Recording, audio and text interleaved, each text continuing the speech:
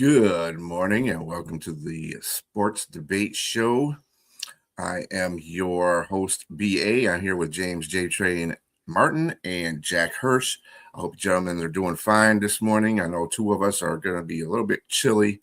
Jack, you're probably the one that's not going to be. That's fine. Whatever.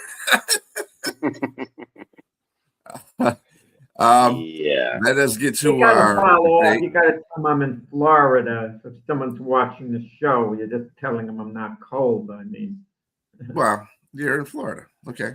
There you go. You can mention that, so Yeah. you just did. So there you go. I mean, Jack, you got to be a goofball to not know you're in some southern region looking at you in the T-shirt with the background Right, there. T-shirt with the background, sunny, the trees are green. I mean, come on. but Anyway. to be fair, yes, an exact location probably is good for the people to know. But I wouldn't want nobody knowing exactly where I'm from. So, Right.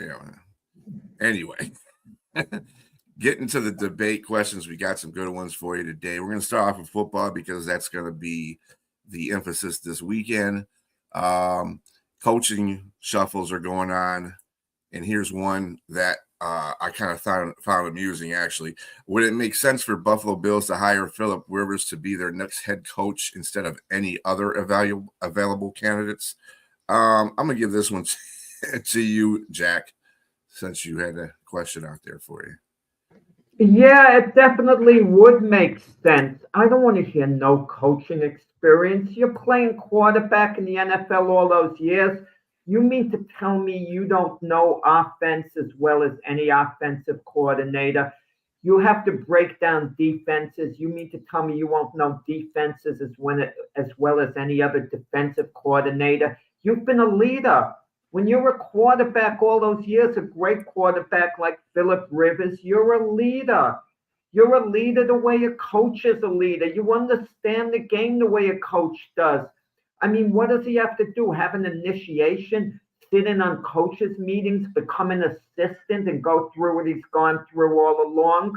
I mean, what's going to make him smarter if he becomes an assistant coach? I mean, nothing in reality. And Philip Rivers has the personality. Look at the people that the Buffalo Bills are interviewing right now. And don't tell me they're better than Philip Rivers. You have someone like Anthony Lynn. Anthony Lynn, who didn't succeed when he was the coach of the Chargers, and he wasn't even going to start Justin Herbert. He was going to sit him behind Tyrod Taylor. That should give you an idea about his judgment. You have Mike McDaniel, who's a candidate. He just got fired from the Miami Dolphins because he couldn't get the job done. So you're going to hire him. You're going to hire Brian DeBall. You're going to bring him back. What's he going to do for you? What he did for the New York Giants? That these guys are wiser because they fell on their face in their first head coaching job. So now you're going to recycle them. And there are a couple of other names as well. I mean, what do you have to lose with Philip Rivers? I don't want to hear a Jeff Saturday comparison. Jeff Saturday is a what can I don't want to insult him because he seems to be a good guy, but he wasn't up to the task. I mean, he was like some guys have good fronts. You put a microphone in front of them, they talk, they sound good, like they can handle, a coaching position. They come in for an interview. Oh, they sound real good during the interview. What they're going to do, they have a proposal, a plan. Everyone knows what the plan is. You don't have to test them what they do in this situation, that situation. You know what Philip Rivers is about. And listen, in this means little, but it means something. Coaching a high school team means he has a love of coaching. I mean, the experience factor between high school and the NFL is like night and day. I'm not comparing that, but it shows he has a desire to coach. And it's something he said in Indianapolis at the end of the season. He'd like to coach in the league, somewhere that he really feels he can handle it. You take a shot with Philip Rivers because all the candidates out there, you look at them, they don't look any more appealing. And also, last but not least, he'll have a kinship with Josh Allen. Great quarterback to great quarterback. He'd be someone that Josh Allen could lean on for advice. And Philip Rivers has a great personality. He'd have a non-threatening personality in that sense, and the players will respect him. When you've done it on the Philip Rivers level, the Hall of Fame level, and he'll be a Hall of Famer some year, there's that certain amount of respect that he's going to bring to the organization and to the players. Go ahead, James. So, Jack, yourself, me, and B should get together and make films because you can write the biggest fantasy stories that would stand the test of times, man. And that's true fantasy to say that a guy can go directly from quarterback. Mind you, there's some high school coaching level, but there's a distinct difference between high school and college into the pros. It's just there's just intricate details. There's levels to this, literally and figuratively. There's no way that he should be putting his name into the pool. Philip Rivers putting his name into the pool of coaching hires tells me, which I will agree with you, that the level of coaches that are available, the candidates, are not that good. Once you get past Harbaugh and Stefanski, it really drops. It drops significantly. I just think that there's no, as a head coach, not coordinators, as head coaching. And to have his name in the mix, I think if he was black, it'd be the Rooney Rule. I just think that you're just allowing him in because it's cool to add somebody else into the mix. That job is, I mean, they shouldn't have fired Sean McDermott. That was the problem right there. You got rid of a relatively young 51-year-old guy, 66 record, 98 and percentage winning, and 98 wins and 50 losses. I mean, they just battled a divisional round. The only thing you really that you can have a knock on him is not getting to the Super Bowl with the quarterback right now. I still think they have opportunity. I think the window is still open. I think they jumped the gun a little too soon. And now you're in a situation where, I mean, if you're going to do that when another big name is coming. You know, when you're looking for another big name coming, there's nobody now. And now you're scrambling. And it looks goofy. It looks even more goofy to add Philip Rivers' name to the mix. That's just embarrassing. You know, to say that you're going to get a guy that has no experience. He's gotten to the second round in high school in the playoffs. Whoop-de-doo, man. I'm not sold on that. This is the guy that you're trying to get to the Super Bowl. You're going to say you're going to put him in the mix? You got a team that you got a quarterback that's still in his prime, and you want to put a coach in, that former quarterback who just came off playing, and now you want to put him in to see a potential candidate to take Sean McDermott's place? That's goofy. That's really goofy. I think this job is for Joe Brady. He's going to come up. That's the best possible candidate that you can salvage right now. Someone who already knows the offense and who already knows the team, who has a relationship with Josh Allen, and you go forward from there and you try to salvage what you can. But again, it's just stupid because I think they shouldn't have fired the original coach in the first place. And I feel bad for Philip Rivers because, I mean, he's only doing what he wants to do, do in the situation and get fulfill his aspirations of being a head coach, looks like. But that's not going to happen. There's no way. So you feel let me get this straight, that if Philip Rivers was black under the Rooney Rule, you're saying he should be hired as the Bill coach. That's what you're saying. No, I'm being sarcastic. Well, let me finish. Of course, I'm twisting the words around, and I know I'm being manipulative, just like James was when I made it clear I'm not comparing the high school to the NFL, and it shouldn't be compared. I just said he had a love of the game, but of course, James completely twisted it around, so I'm going to twist around what he said because he mentioned the Rooney Rule. So I'm going to go on record the same way James went on the record as saying, well, if Philip Rivers is black, then I support him getting the job. Of course, that's ridiculous. James didn't say that. But like he twisted my high school thing. I couldn't let it go. I'm twisting his thing. So now we're even on that remark, and I feel I could forgive him a lot easier, to clear the air on that. Joe Brady. Joe Brady wasn't his job in jeopardy at some point last year because he wasn't getting as done as the offensive coordinator, and now you want him to be the head coach. Wasn't Joe Brady let go by the Steelers, if I'm not mistaken? That it didn't quite work out there. Mm-mm. I mean, Joe Brady, I believe he was head coach in Carolina, and Carolina. for 1 year, for 1 year, and it didn't work out. I'm sorry, right? It didn't work out. Right. No, I recall. I'm sorry for that. Thanks for correcting me. My point is, you don't have much to lose with Philip Rivers being the head coach compared to the other candidates. So you're saying Joe Brady knows offense better than Philip Rivers? Without a doubt. Without a doubt, Philip Rivers no one knows offense better than quarterbacks. No one knows. So Joe Brady has had the experience of offensive coordinating LSU in 2019 when they won the championship with Joe Burrow. He obviously went on to coach after that. That didn't work out, like I said, but he's had serious runs with Buffalo. And so I just think that I would want the guy that's in the building that already has a relationship and actually knows the offense. It's his offense. He implemented what's going on. I mean, why would you even change that by bringing in another coach that's probably going to want to implement his own offense?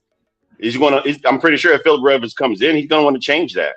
You have a hard and set rule. Unless someone has coached in the NFL, they can't coach. Well, what if I threw this name at you, James? Peyton Manning. Let's say Peyton Manning wanted to be different. The next head coach of the Buffalo. Why is it different?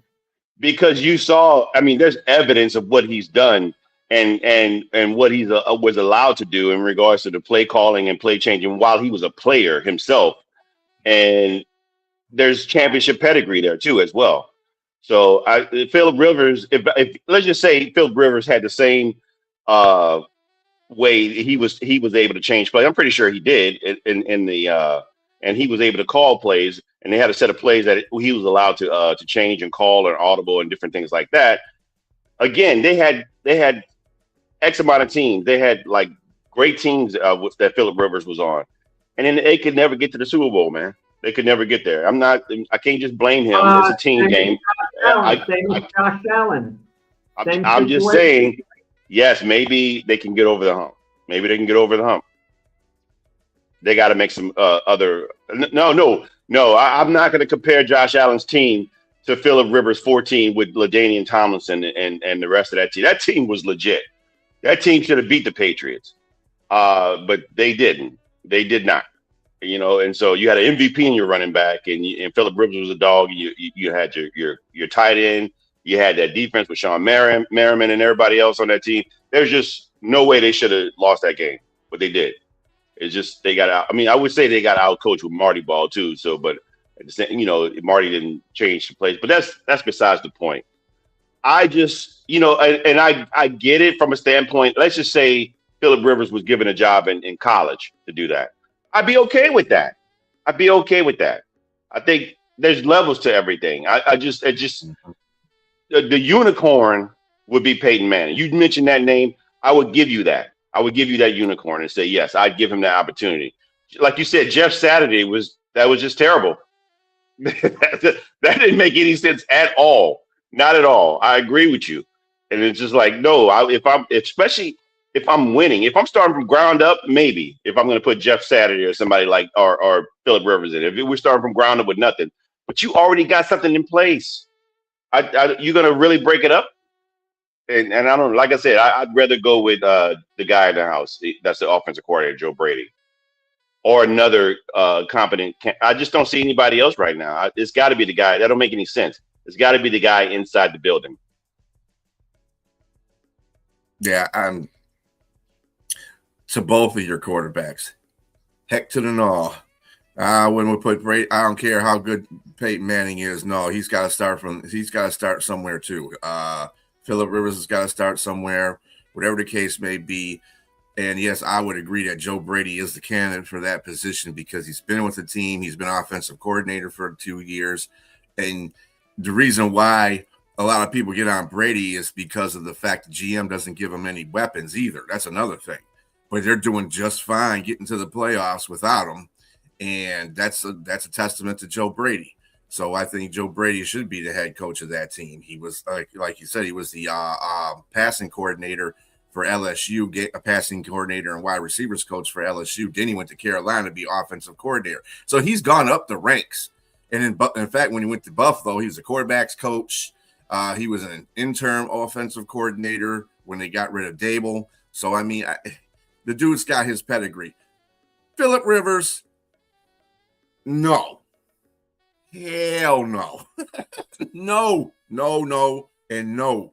Peyton Manning, no, and no. I don't care how good Peyton Manning is. I just can't. No, I'm not buying it. You got to go through the ranks. There's differences. There's differences watching. There's differences of coaching and playing. Okay, that's why we have coaches, and that's why we have players. So I mean, you can mature into being a coach as a player, but you have to go through the rigmarole to go through that situation. So I just, nobody coming off the street, and whatever Irsay did with Saturday, that was nuts. But that was reaching. That was a straw. You know what I'm saying? I just no. No Saturday on Sundays. But if you surround yourself with the right people, look at other sports, and I'm not certain. I don't believe J.J. Redick ever coached, did he, before he became the Lakers head coach? And he's doing a good job with the Lakers because they surrounded him with the right people. Coached before that? No, I think he's right. I think there may have been some assistant jobs. I'm not sure. But I think you're right, Jack, though. He's never been a head coach prior to that job. I know that for sure. And I mean, the last time he played was in 2021 with the Mavericks, and then he became a coach in 2024. I mean, basketball and football are two different sports too. There's a lot of moving parts in football compared to what basketball is. Okay, you always got to have the right mix of coaches. And right now, it'd be great if you just had an offensive coordinator you were looking at. Now, see, I might consider Phillip Rivers for an offensive coordinator or even a passing coordinator. But a coach is a big leap, and that's a big responsibility. And Phillip Rivers, I don't know if I could put him as head coach because he does have he's got a fiery attitude. I mean, he done cusses out other players out, other opponents when he's playing. So you see how smart ass he can be when he's on the field. I don't know, but I don't think he just translates to a head coach at this point. I'm not saying he can't be one. I think he needs to be groomed. I think with Peyton Manning, I think the groom is less. I think that you could just throw him in there as an offensive coordinator for a moment or a passing coordinator, and he would get it done. But I just don't think that Phillip Rivers is in that mode at the moment. I think he needs more tuning up to be a head coach. So way more tuning up. Let him carry a clipboard on the sideline next to the head coach for 1 year. Stand next to him. Be an intern. If they really serious about making him a head coach or any kind of coaching person, let him be an intern for a while. That wouldn't work for him because he needs money. But anyway,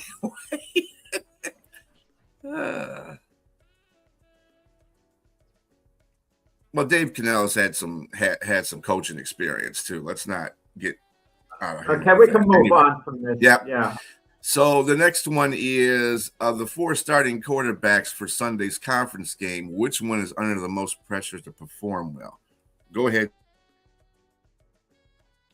With me? Yeah. James. Oh, yeah. Sorry. Yes.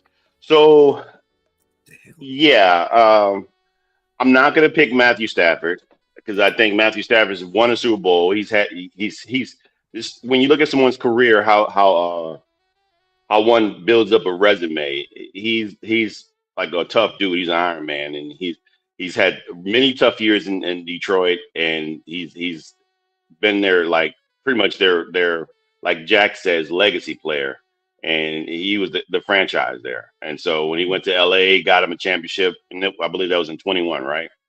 Mm-hmm. 2021, yeah, 2021 season.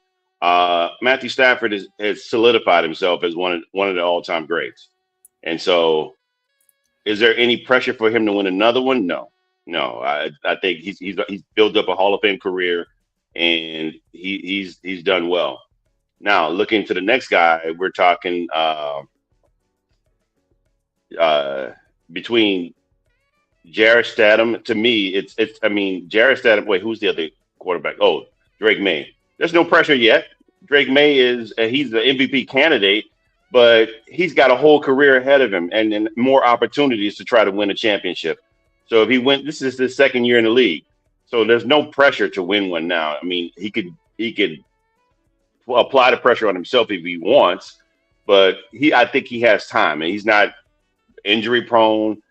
He's got a great coach that's in place. He's got a young, pretty much a young team. So I think they have a window, and it's not going to be it's not going to be Jarrett Stidham either, because I think there's a lot of one can say a lot of pressure will be applied to him because he's coming in. He hadn't played since 2023, but he's a backup. He's a backup player. He can only do what he can do. The pressure to me is Sam Darnold. It's Sam Darnold because you have this team that you've been put in charge of, and it's right now to me it's the best team in the league. It's just no ifs, ands, or buts about it. They're great on offense, they're great on defense, and they're great in special teams, and they're really good in coaching. The question remains is, can Sam Darnold get past those moments if he's put in a position where they're playing the Rams and it's a tie game or it's overtime and the game is dependent on Sam Darnold? Can he put it on his shoulders and say, I'm going to go and lead you to the win, to this win, this victory. We're going to the Super Bowl. I know the whole team is a team effort, and it's a great team that we have right now. And we've seen success with Rashid Shaheed when he ran a 95-yard kickoff return against San Francisco in the first beginning of the game. We've seen Kenneth Walker take over a game, when he was running against that same team as well. But if it's on Sam Darnold's shoulders, as like I said last year when he was with Minnesota and they turned it around for his career, he folded in the last two games. Will he do that again this year? And I'm waiting on that. I believe that I'm picking them already to win the Super Bowl in Seattle, but the pressure is definitely on him to not turn the ball over or make any boneheaded mistakes or to revert to what he was. If pressure like Burst and Fisk and the other guy Young, I think that's who it is, number 0. If that defensive line breaks Seattle's offensive line and get pressure on him, that's where you see the problems with Sam Darnold making boneheaded mistakes, is when he gets a lot of pressure in his face and he can't handle it. So I think that, to me, the pressure is going to be on Sam Darnold to stand in the pocket and not make mistakes and deliver the ball and deliver a victory if needed. I think they don't really need him as much. They just need him to protect the ball and keep and don't make any boneheaded turnovers, because the rest of the game looks like the rest of the team looks like it's solidified and ready to win. I don't get James's attitude. No pressure. All quarterbacks under a lot of pressure. You're one game away from the Super Bowl. To say Drake May's under no pressure, there's no But that's not guarantee the he's going question to get that you this spot. posed, Jack. No, no, no, no. I know that's not the question posed, but I have to correct that. Everyone's under a lot of pressure when you're one game away from the Super Bowl. You can't take anything for granted. So, which quarterback is going to be under the most pressure to perform? Sam Darnold's a reasonable answer. I'm not going to knock that answer. We've heard the knock on him. He's got to get over the top. But then again, how many big games has he been in? How long has he been a starting quarterback for in meaningful games? I don't count his tenure with the Jets. they didn't really play meaningful games, for him to be under pressure in any particular game. He was last year with the Vikings, and he came up empty the last couple of games. I realized that, and that magnifies things this year. Drake May, it's a great year for the Patriots no matter what, but Drake May's under pressure because if you don't win this game against the Bronco backup quarterback, it doesn't look that good. If Drake May is going to be this super player for the Patriots going forward, he's got to take them to Super Bowl right now. See, he's definitely under pressure that way. Matthew Stafford, yeah, he's still under pressure because there's a difference between winning 2 Super Bowls and winning 1. As far as his legacy goes, Stafford's going to be a Hall of Famer without question. But it would be not much nicer if you could point that you've won 2 instead of 1. I believe it or not, under the most pressure is Jarrett Stidham. I don't want to hear, excuse me, that he's a backup quarterback.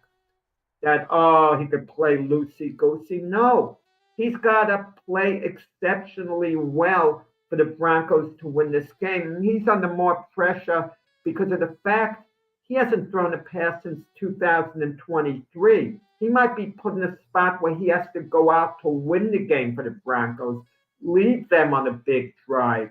It's not just playing it conservative and safe and handing the ball off.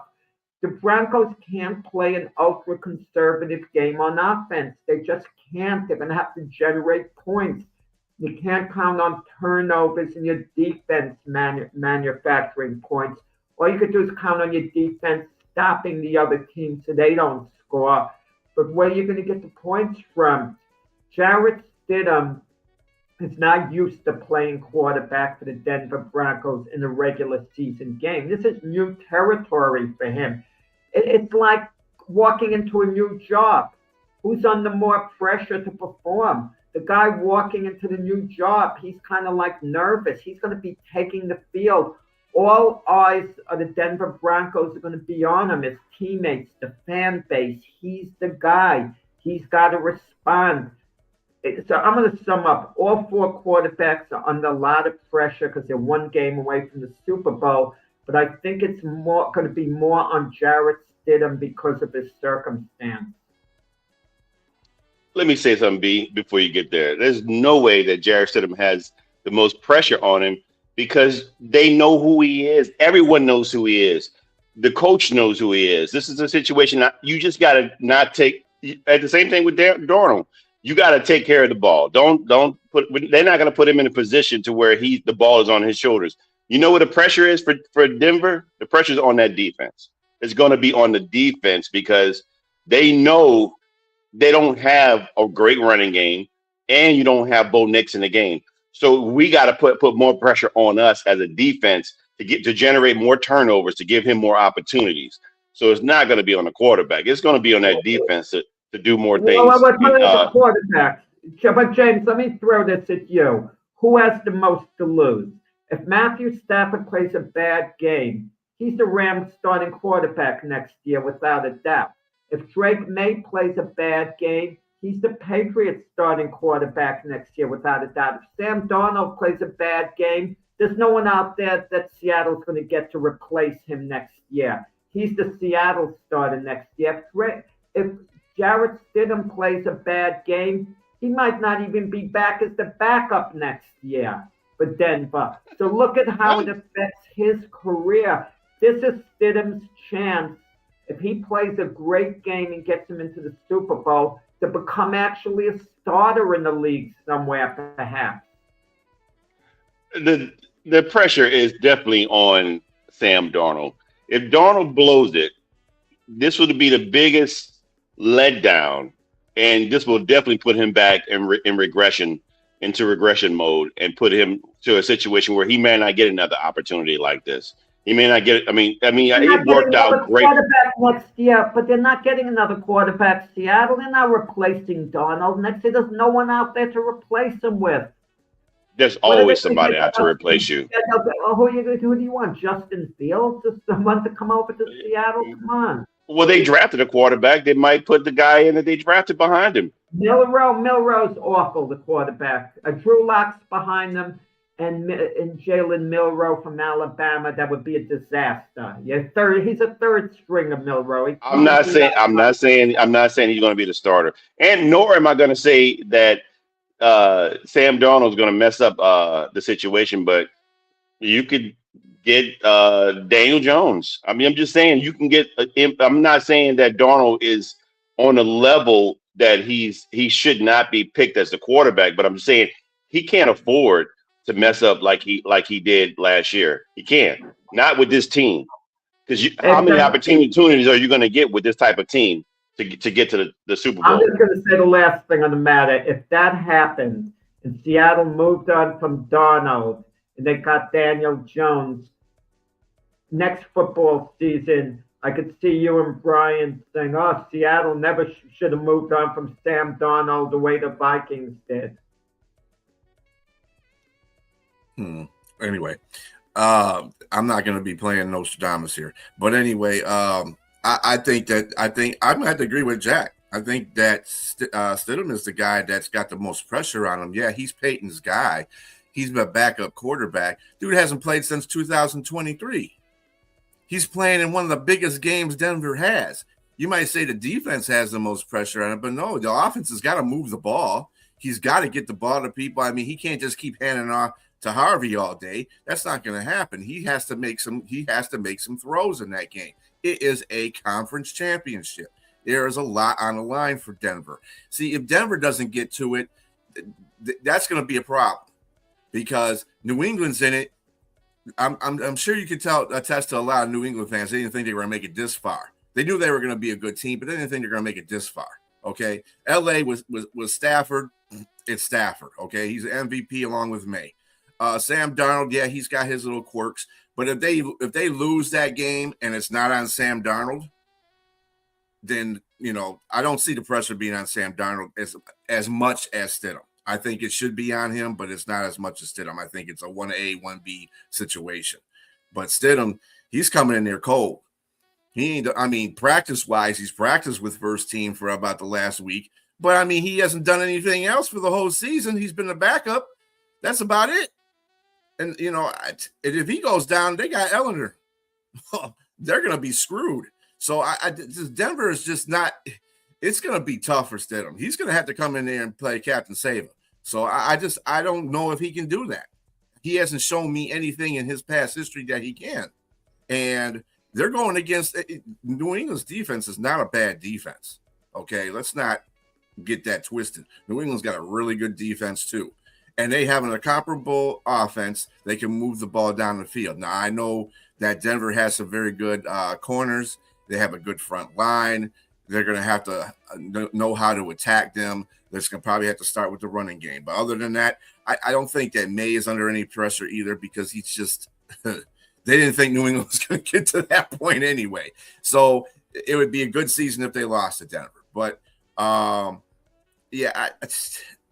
if Denver beats them, that would be a testament to Stidham. Stidham has to go through that, like James said, with no turnovers. And that's the key for both of those quarterbacks.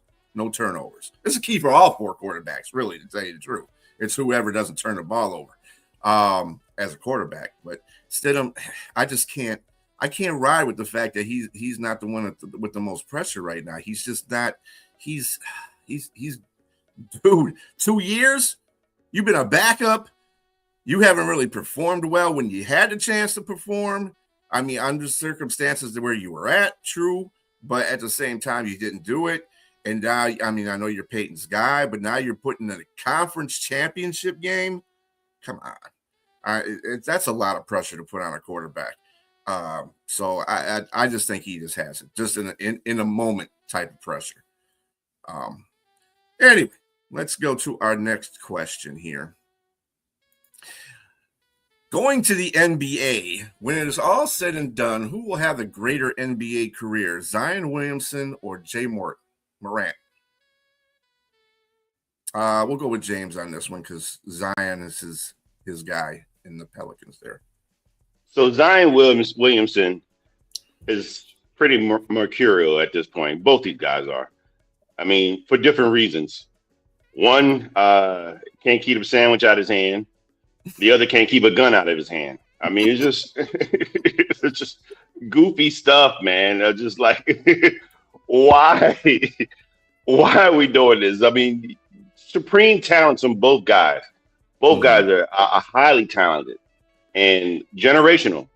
I mean, they were picked at their levels for a reason. And Zion has played maybe 244 games total in his career up to this point, and that's not good. It's just really not good, especially you're paying a guy X amount of dollars. I mean, millions, hundreds of millions of dollars to play basketball, to play a game, and you just can't stay healthy, man. It's just I don't know. It's just it's. I'm gonna say between the two, because I know we're not pressed for time, but I think it's easy to look at this and say who would have the better career. It's gonna Mhm. be Ja Morant.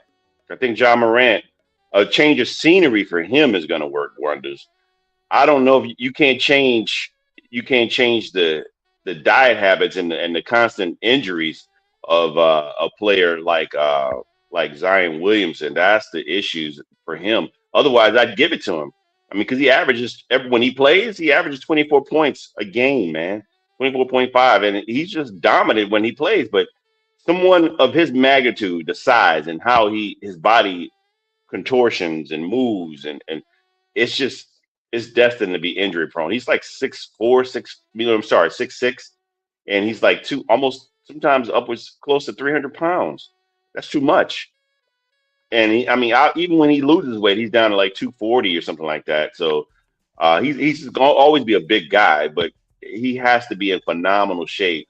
And even when he does, it's either a hamstring or something going on.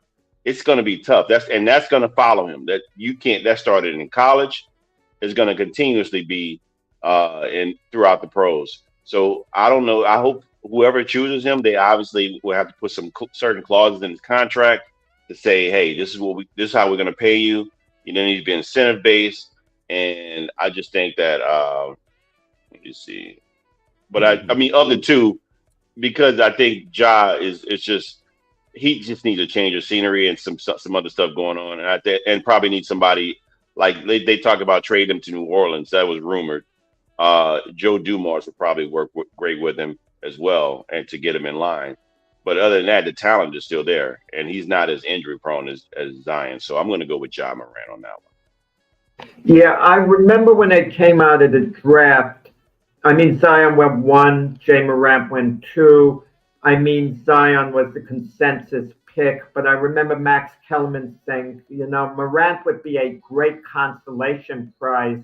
The team that doesn't get to go number one, that's forced to take Morant at number two, it could work out really well for them. And in a way, you could look at it in that sense. But you were funny with your line. I mean, Zion Williamson, it's easy to envision him with this big bag of chips on the couch while, another player's in the gym or with his nutritionalist. Yeah, I mean, we know that about Zion. He's not going to change. You can't you can't change desire. That's got to come from the player. You can't force it on him. And Jay Moran is like a ticking time bomb as far as I'm concerned. To his credit, he's kept out of trouble recently. Okay, to his credit, because I think he probably has a big team around him that's on his back every moment, and he also understands Moran to an extent. You can only push the envelope so far. But you change Morant's environment, you trade him to a new city, a new town. It's like letting the bird out of the cage. Don't expect him to come back to the cage necessarily. You don't know what's going to go down with Morant, at any moment. He reminds me of a little Pac Man Jones. Pac Man Jones did get it together and finally, salvage his career at the end. But he was a ticking time bomb the whole time. But I'm going to answer this question. When all is said and done, I think it's going to be Zion Williamson, despite himself. I don't think Zion Williamson fakes injuries. I think he genuinely gets injured because maybe a lack of conditioning. And maybe it's not the conditioning.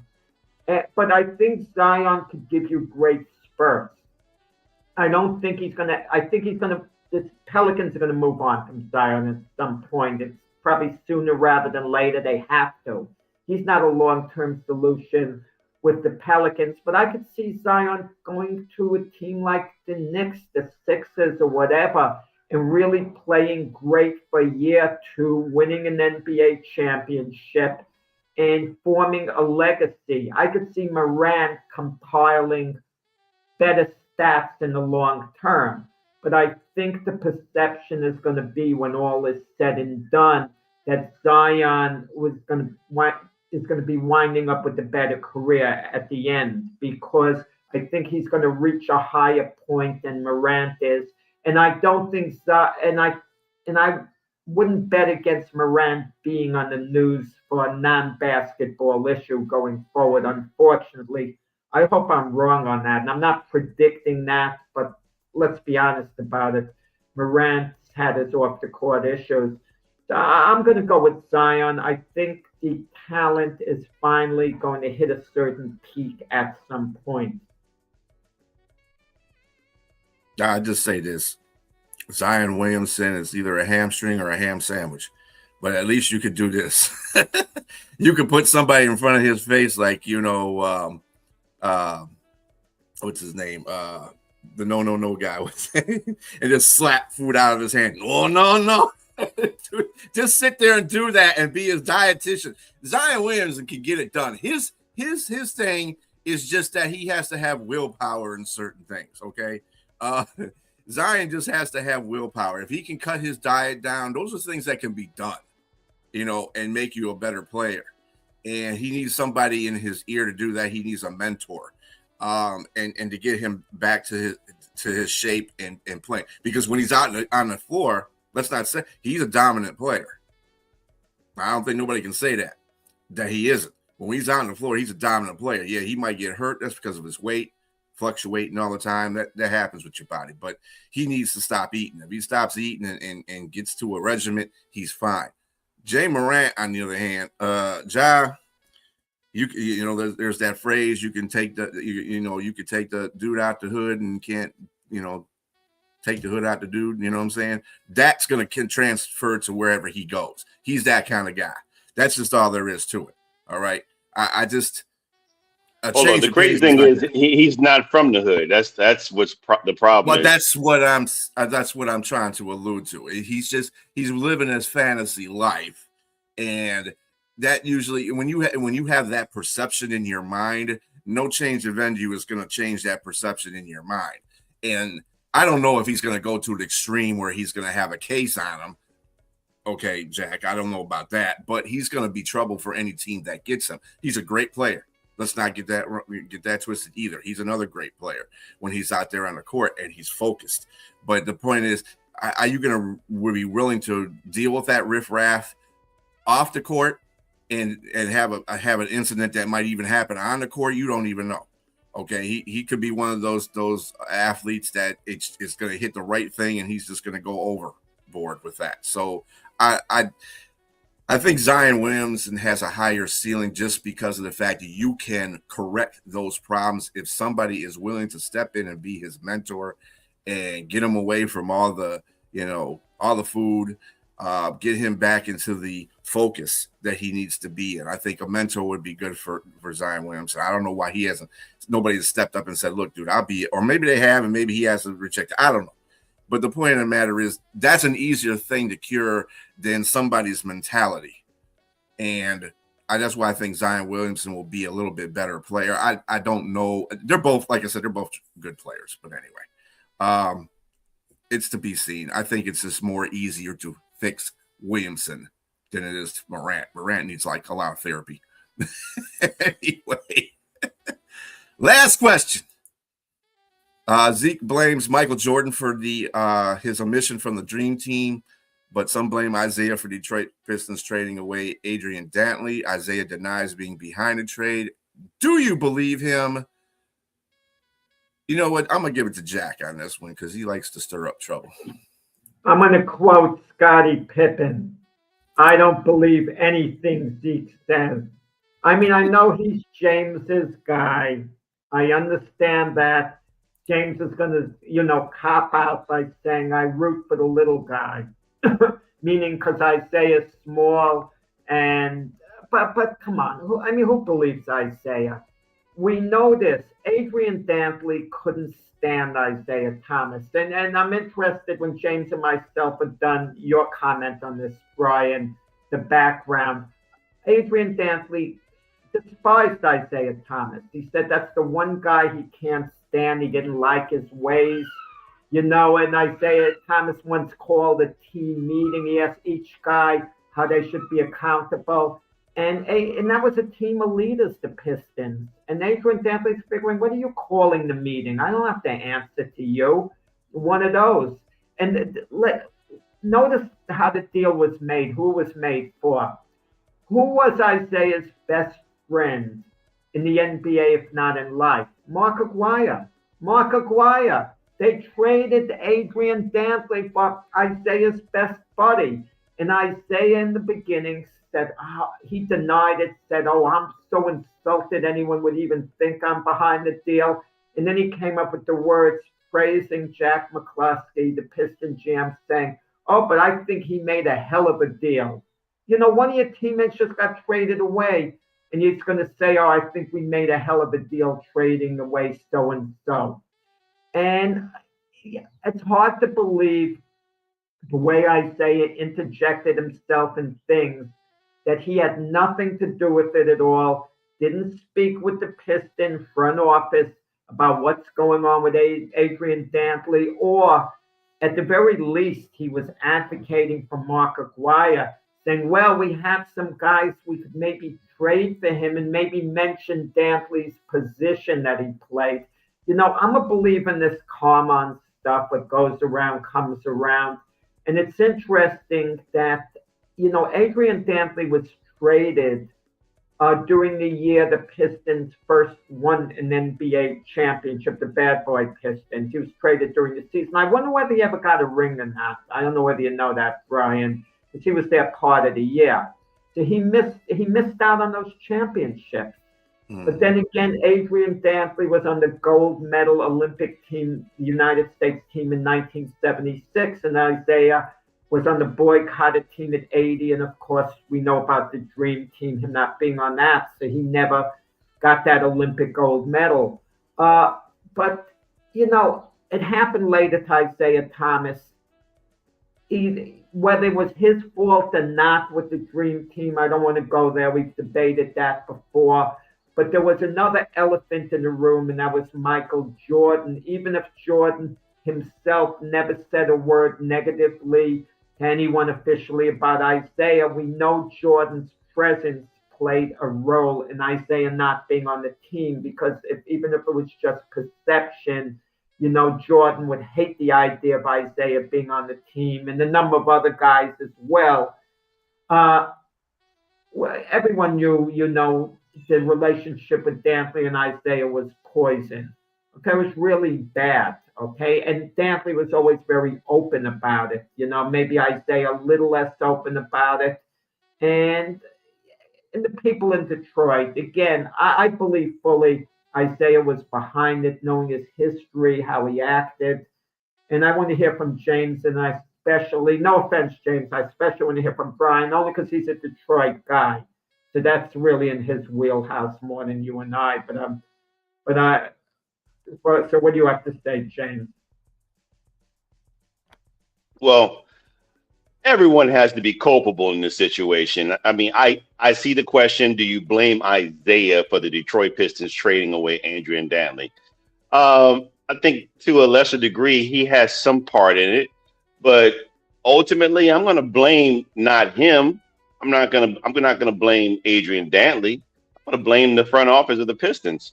I'm gonna blame the team that had a running gun offense, yet traded for a guy that in his first 4 years got traded to 4 different teams until he made it to Utah Jazz and had 7 good years with them and led the league in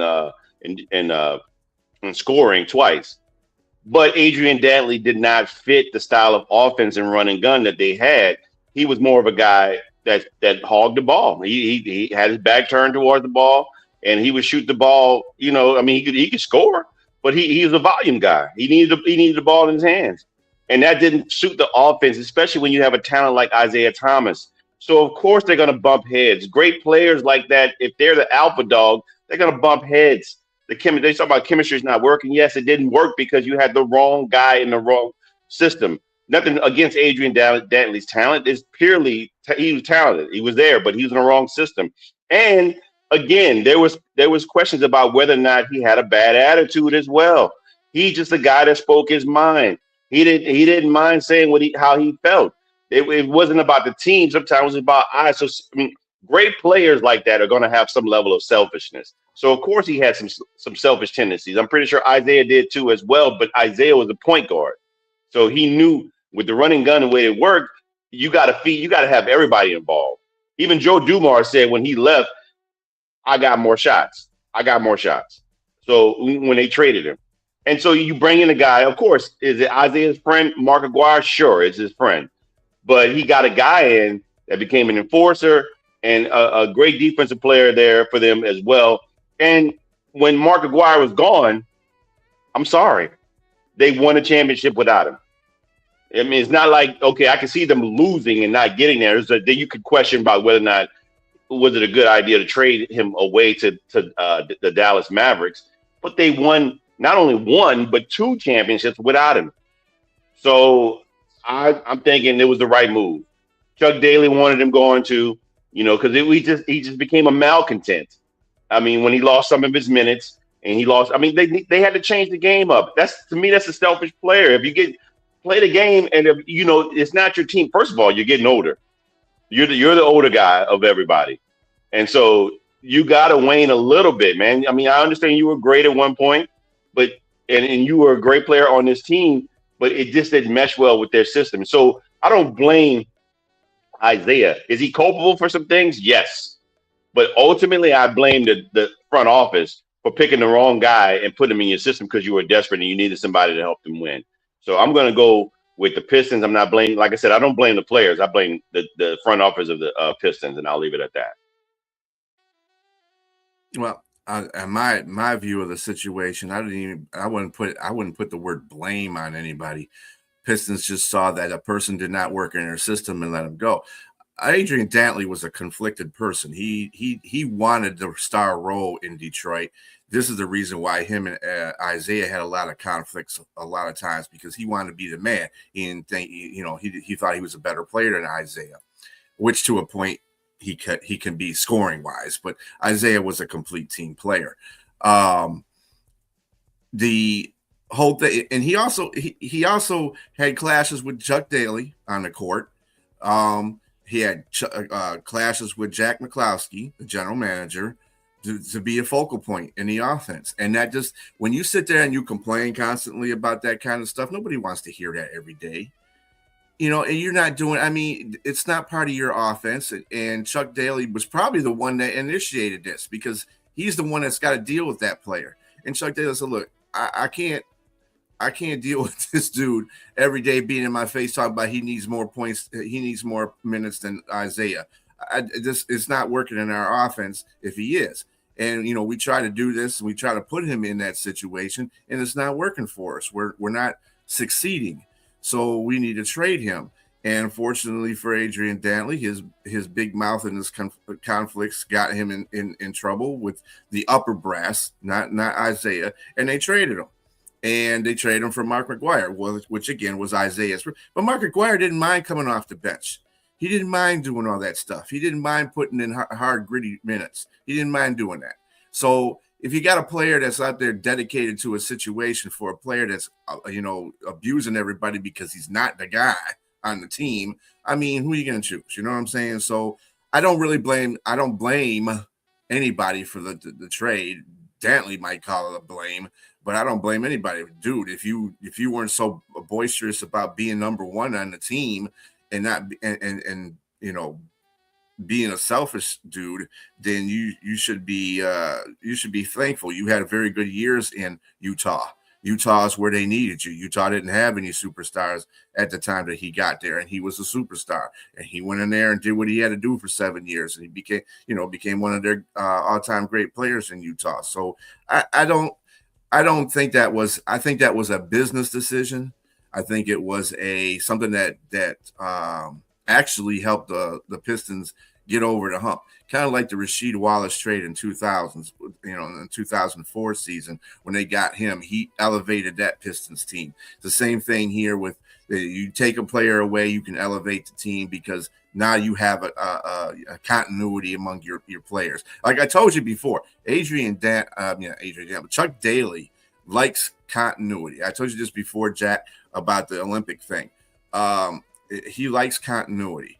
He doesn't want to hear people complaining about stuff. And this is the big thing, reason why, people say that, oh, why didn't he step in for Isaiah? Because that was his player on his team. Because Dantley wasn't a conflicted person. He didn't want all that conflict.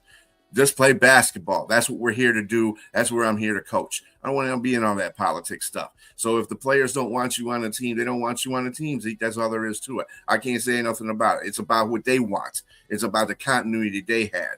I mean, they won gold medals anyway. They were probably going to win. Even if they didn't have Michael Jordan, they would have won a gold medal because that team was dominant. It was the beginning of using professional athletes and basketball. And they were just killing everybody anyway. So it didn't make a difference who played on that team. If they were professional basketball players and they were good professional basketball players, they would have dominated the Olympics anyway. The point of the matter is that Chuck Daly doesn't like conflict. And that was Adrian Dantley. So Adrian Dantley, he moved on. They got the microwave. And now they could have went to 4 championships if you look at it. But they could have been 4-time champions, but at the same time, they elevated their team. So because of that trade, and it is what it is. And Dantley's the one that's being petty about the situation. I think this one has nothing to do with Isaiah, to tell you the truth. Isaiah has a lot of points you can blame him on. You really could blame him for a lot of stuff because he has that attitude. He is kind of like we said, asshole-ish. But anyway, the point of the matter with him is this wasn't one of them. This wasn't one of them. So I think we were going to take that away from Isaiah on this one. I think it was more management that got rid of Adrian Dantley because he wasn't a fit. So I do attest to that. All right. So does anybody have anything to add to that? Jack? No. No, that's pretty much it. I look forward to talking football in tomorrow's show. Yeah, Eric Bieniemy back with the Kansas City Chiefs. Kind of maybe slipping a little under the radar. He got no head coaching interviews, but he's back in the Chief family. So that's kind of heartwarming to see. Yeah, that's good stuff. Yeah, we'll be talking about that and many other, the whole football in general. It's going to be a truncated show. Again, we're going to go down to an hour this week from 8 to 9. Because we are going to start integrating other sports into that because the NBA is going to be heating up and so is the NHL, Major League Baseball, spring training is coming up. So we're going to integrate all that into the show. Football is going to be, of course, over as far as games played. You're going to have the Super Bowl coming up and the national championship just passed, by the way. Congratulations to the Indiana Hoosiers being national championships. They played a hell of a gritty game against Miami. Miami gave it all they could in that game. It was a really good game. One of the best championship games I've seen in a while, too. But Indiana is your NCAA football champions. Congratulations to them. Join us tomorrow at 8 a.m. for the big football show. And then, of course, join Keith for his show afterwards at 9 o'clock. And then at 8 o'clock on Monday, it is Jack and Keith with the weekend playbook. And then at 7 p.m., it's Jack and Frank. It's all Jack all the time. Gloved fist at 7 p.m. Everybody take care. Have yourself a great Saturday. We'll catch you tomorrow.